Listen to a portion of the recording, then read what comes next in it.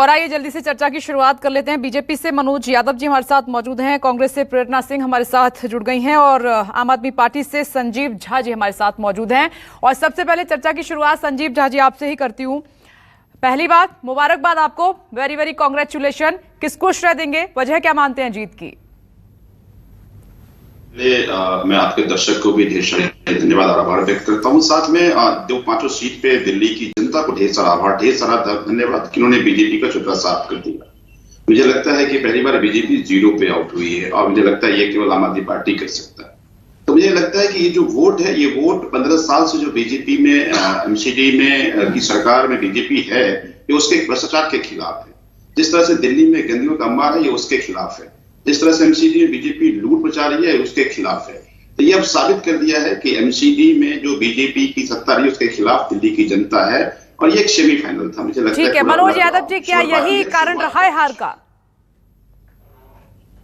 देखिए, सबसे पहला तो विपनेश जी ये है कि विषय यह है कि लोकतंत्र में जीत और हार चलती रहती है।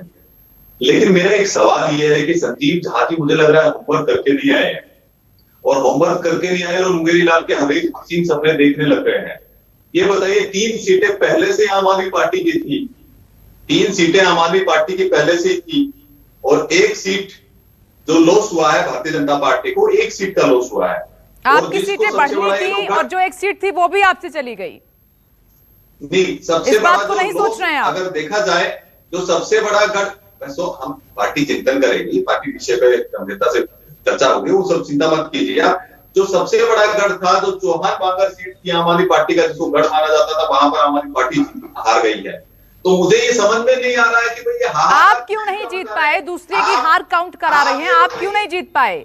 बांगर में मात्र 105 वोट आपको मिले हैं, आप क्यों नहीं जनता का दिल जीत पाए? ठीक है, जो प्रेरणा सिंह जी, आप क्यों 1 सीट पर सिमट कर रह गए? दिल हम जीत पाए हैं और हम ये बता रहे हैं कि सभी सीट का दावा कर रहे थे, 1 सीट पर सिमट कर रह गए। जो 2017 में बाईपोल हुआ था उसमें भी ठीक है, वक्त की कमी है, छोटा छोटा रिएक्शन लेंगे। मनोज जी 1 मिनट, प्रेरणा जी बोलिए। के साथ जीते थे और आप चिंता मत कीजिए, 2022 में भी हम लोग एमसीडी जीतने जा रहे हैं। अब रुक जाइए मनोज जी, बारी बारी से आते हैं, प्रेरणा जी को बोलने दीजिए। प्रेरणा जी बोलिए, कांग्रेस 1 सीट पर ही सिमट कर रह गई, बाकी 4 क्यों नहीं जीत पाई? हमारा कोई सीट में दूसरा नहीं हुआ था। अब मनोज जी आप दूसरों को बोलने नहीं दे रहे, वक्त की कमी है, 1 मिनट धैर्य रखिए।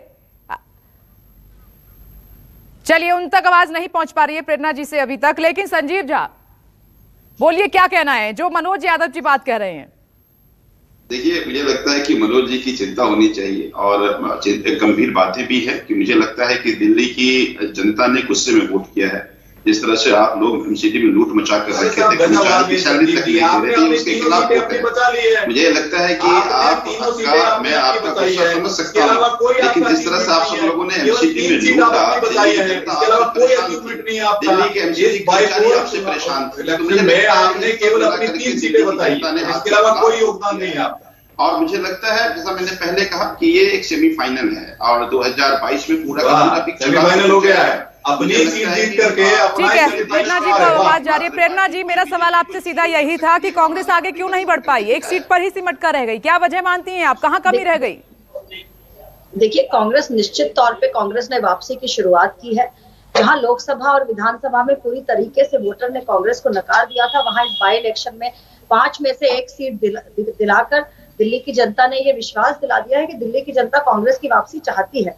अभी 1 साल पहले ही विधानसभा चुनाव हुए हैं जिसमें आम आदमी पार्टी को प्रचंड बहुमत के साथ 62 सीटों पर जीत मिली थी। कांग्रेस को 1 भी सीट नहीं मिली थी, भारतीय जनता पार्टी को 8 सीटें मिली थी, जहां की भारतीय जनता पार्टी के पास 7 सांसद भी हैं। मगर इस नगर निगम बाई इलेक्शन में भारतीय जनता पार्टी को दिल्ली की जनता ने पूरी तरीके से नकार दिया है और दिल्ली की जनता कांग्रेस की वापसी मनोज यादव आने वाले दिनों में दिल्ली में प्रेरणा जी कह रही है कि हमने, चलो उन्होंने अपनी हार भी स्वीकार की कि पिछली बार क्या हाल था, लेकिन उन्होंने कहा कि इसमें हमने 1 सीट जीतकर वापसी की है, लेकिन बीजेपी का तो खाता ही नहीं खुला, जनता ने बुरी तरीके से नकार दिया। आपको याद है पिछला इलेक्शन 270 में से आपने कितनी सीट जीती थी? 185। जी राइट। अच्छा, आपको विपरीत से आपको ये भी याद होगा कि 2017 से पहले भी बाईपोल हुआ था, उपचुनाव हुए थे, उस उपचुनाव में बीजेपी कुछ सीटें हारी थी, लेकिन 2017 में हम लोग पूर्ण बहुमत के साथ में एमसीडी जीते थे। वही असर ये होने वाला है। देखिए बाइपोल जो इलेक्शन होता है वो व्यक्ति विशेष के ऊपर निर्भर करता है, और हमारा केंद्रीय नेतृत्व में इसके लगा हुआ था। और एक अमित शाह जी ने मान लिया था कि 2017 से पहले जितने भी उम्मीदवार थे, जितने भी पार्षद थे, सब भ्रष्ट थे, उन्हें 2017 में सभी को चेंज करना पड़ा, तभी जाके कहीं पर आप लोग देखिए ऐसा है कि प्रेरणा जी कुछ भी जनता ने जनादेश भारतीय जनता पार्टी को दिया। भारतीय जनता पार्टी के सिंबल से हमारे कैंडिडेट लड़े थे, भारतीय जनता पार्टी के हमारे कैंडिडेट लड़े थे 2017 में, वो भारतीय जनता पार्टी के ही कार्यकर्ता थे, उनको भी जनता ने समर्थन दिया। लेकिन अपने सारे 13 में थे फेल करके नए आप कैंडिडेट आप लेकर आए थे। मनोज जी, आम आदमी पार्टी ने नारा दिया है, हो गया काम, जय श्री राम। भी यही रणनीति अपनानी। मनोज जी, आम आदमी पार्टी के कार्यकर्ता सड़कों पर जश्न मना रहे हैं और कह रहे हैं कि हो गया काम, जय श्री राम। यही तो है ना विपनेश जी, ये राम मंदिर का निर्माण होगा तो उसमें रोड़े अटकाएंगे और बोलेंगे बीजेपी राम के नाम पर कुछ कर रही है, और आज ये राम का नाम ले रहे हैं। अभी देखिए कौन सा ये की तरफ जाने, अच्छा है कम से कम सद्बुद्धि आ गई है भाजपा के नहीं है। इस पर मैं जवाब संजीव झा से, संजीव झा करना बंद करिए। सद्बुद्धि आ गई है आम आदमी पार्टी। प्रेरणा जी एक मिनट, संजीव झा जी से इस पर मैं जवाब लूंगी, बोलिए संजीव जी। देखिए बिल्कुल ठीक का जो कार्यकर्ता कह रहे थे कि इनका हो गया काम, जय श्री राम, तो भगवान राम भी अब इनसे परेशान है। जिस तरह से भगवान राम की राजनीति को लोग राजनीति में आते हैं, उनको बदनाम करते हैं। देखिए चुनाव का समय था, किस तरह से चांदनी चौक पे इन्होंने हनुमान मंदिर को तोड़ा था, राजनीति की थी। मुझे लगता है कि इस बार भगवान हनुमान। लेकिन संजीव झा जी, ये आरोप आप बीजेपी पर लगाते हैं कि जीत के लिए इस मुद्दे को, इस नारे को बीजेपी भुनाती है, क्या आप उसी राह पर आप भी चल पड़े हैं? उसको अटकाने का काम कर रहे हैं, अटकाने का काम कर रहे हैं। जब चुनाव आता है, इस बार देखा आपने किस तरह से चांदनी चौक पे इन्होंने हनुमान मंदिर को तोड़ा था। हमने कहा भी था कि हम अगर हमने से बदला लो, मंदिर क्यों तोड़ते हो तुम? तो बार बार संजीव झा जी, आप करना चाहूंगी, हनुमान मंदिर को तोड़ने में आपकी और भाजपा दोनों की मिली भगत रही है। जितने गुनहगार हनुमान मंदिर को तोड़ने में नहीं, तीनों एक साथ बोलेंगे तो जनता कैसे सुनेगी? एक एक करके तीनों एक साथ बोलेंगे तो कैसे जनता सुनेगी? एक एक करके। जिम्मेदारी थी हनुमान मंदिर को तोड़ने की। ठीक है संजीव झा जी, जो आरोप आप बीजेपी पर लगा रहे हो, प्रेरणा जी कह रही हैं कि उसमें आप भी इन्वॉल्व थे। नहीं, ये आम आदमी पार्टी का देख रहा होता है, भारतीय जनता पार्टी बीजेपी का एक एक करके बात करते हैं। ये जो हनुमान बोलने देखिए मंदिर को तोड़ने के लिए कंप्लेंट कौन था? वो बीजेपी के कार्यकर्ता थे। ठीक है, एक बड़ा सवाल है मेरा, ध्यान से सुनिएगा आप तीनों के लिए। मनोज यादव जी, प्रेरणा सिंह, संजीव झा जी, एक मिनट, एक बड़ा सवाल है। एमसीडी में इस बार मुद्दा करप्शन का रहा है, बड़े बड़े पोस्टर से पूरी दिल्ली पटी पड़ी थी, क्या यही वजह रही है? करप्शन एक बड़ा मुद्दा। सबसे पहले सवाल मनोज यादव जी कि जनता ने आपको चुना नहीं, मोर्चा हालांकि खोल रखा था आपने। विपनेश जी, बाईपोल से उपचुनाव से अगर आप आकलन लगाते हैं एक सीट हारने से, तो वो ठीक है, आपका सेमीफाइनल मान रही है आम आदमी पार्टी इसको, सेमीफाइनल बोल रही है आम आदमी पार्टी। और सेमीफाइनल में जीतने का मतलब ये कदापि नहीं होना चाहिए कि फाइनल में आम आदमी पार्टी जीतने वाली। निश्चित रूप से जनता का आशीर्वाद भारतीय जनता पार्टी के साथ में, और कहाँ आशीर्वाद मिला मनोज जी, कहाँ आशीर्वाद मिला? बांगल में 105 वोट आपको मिले हैं, एक आपकी जो सीट थी वो भी चली गई, शालीमार की वो सीट जो थी वो भी चली गई, कहाँ जनता का आशीर्वाद मिला आपको? विपनेश जी, ये 13,000 करोड़ रुपए जो हमारे एमसीडी के जो बकाया है, देते क्यों नहीं आम आदमी पार्टी? बताइए, मुझे बताइए। केजरीवाल जी जो उनकी कर्मचारी को जो तनख्वाह देने के लिए जो 13,000 करोड़ रुपए वो इन्होंने बकाया इनके ऊपर वो दिया नहीं इन्होंने, उसमें जनता ने आपको जवाब दे दिया।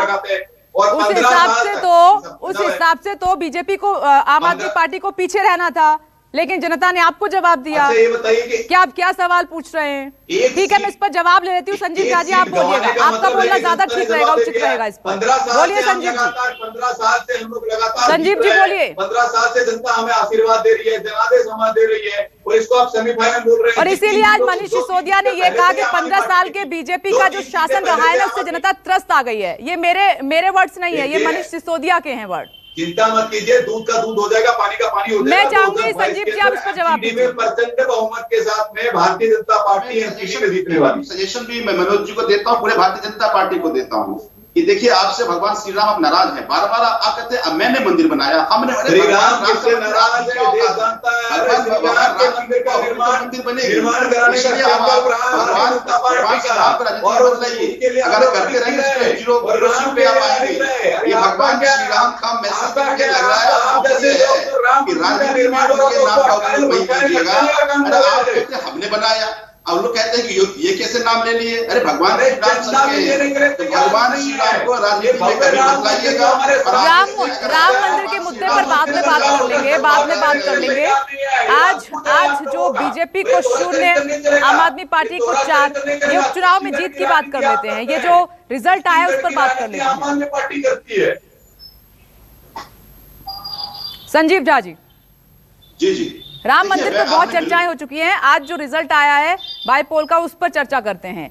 क्या आप करप्शन, आम आदमी पार्टी, ठीक है आपने 4 जी, क्या आम आदमी पार्टी श्री राम का नाम लेने लगे हैं? कम से कम सद्बुद्धि आ गई है केजरीवाल को, मनीष सिसोदिया को और संजीव झा जैसे लोगों को कि श्री राम का नाम तो कम से कम लेने लगे हैं। करने वाले मुझे ये लगता है 2-3 बातें हैं कि ये जो लेने लगे हैं, ये केवल वोट बैंक के लिए श्री राम का नाम ले रहे हैं। ये वो लोग हैं जो श्री राम का विरोध करते थे, मंदिर का विरोध करते थे, मंदिर निर्माण का विरोध करते थे, मंदिर निर्माण के लिए जो चंदा लिया जा रहा है उसको विरोध करते हैं। तो ईश्वर ने कम से कम सद्बुद्धि दी, मजबूरी में ही चलो श्री राम का नाम तो ले रहे हैं।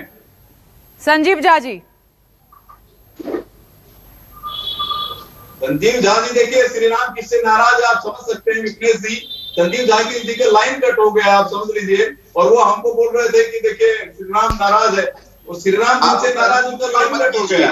और जो लूट मचा रखा है अभी भी चेतनी जी, जो लूट मचा रखा है एमसीडी में आपके पार्षद। नहीं, मेरा अगला सवाल आपसे यही था, क्योंकि आपने 4 बार जीत लिए हैं, तो क्या अब जो करप्शन की बात आम आदमी पार्टी करती आई है, वो करप्शन अब आम आदमी पार्टी मिटाएगी? क्योंकि बीजेपी पर आप आरोप लगाते आए हैं। नमस्कार, मैं हूं मानक गुप्ता।